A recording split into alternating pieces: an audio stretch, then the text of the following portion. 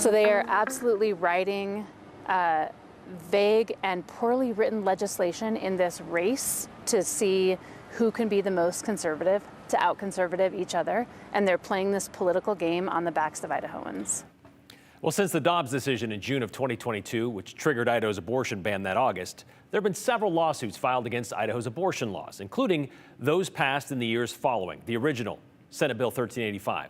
The last 2 days, we've covered the Department of Justice claiming it violates a federal law allowing access to emergency medical care, and lawsuits filed by doctors and pregnant women who want a health exception added to the law. But those aren't the only ones out there. Planned Parenthood, along with the ACLU, are suing Idaho's Attorney General, Raul Labrador. That lawsuit was filed last year after they say he issued a legal opinion about the law in a letter to a lawmaker that stated that a physician referring a patient across state lines for an abortion is in direct violation of Idaho's abortion ban.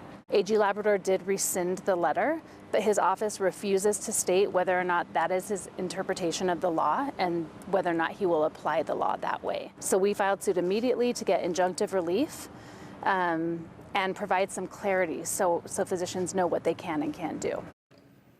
So a U.S. District Court ruled Idaho's Attorney General cannot prosecute doctors who refer women to get an abortion out of the state of Idaho. Labrador later filed an appeal to that, and that case is currently in the Ninth Circuit Court of Appeals, which heard arguments on that case back in March. ACLU is involved with another lawsuit, along with 2 teachers' unions and 6 professors, against Idaho's No Public Funds for Abortion Act. They say that one violates their First Amendment rights by restricting academic speech, and that case is currently in a U.S. District Court. Then there's Matsumoto versus Labrador, which was filed last year after Idaho's abortion trafficking bill was passed. The district court judge sided with Matsumoto on some parts of that lawsuit. The law is currently paused as it awaits a hearing and a judgment in, again, the Ninth Circuit Court of Appeals. And just last month, a federal lawsuit was filed by a maternal fetal medicine doctor practicing in Idaho over a woman's right to an abortion, should it be medically necessary. The lawsuit argues, in part, consistent with Dobbs, the Due Process Clause of the 14th Amendment protects the right to seek treatment for serious medical needs without undue governmental interference.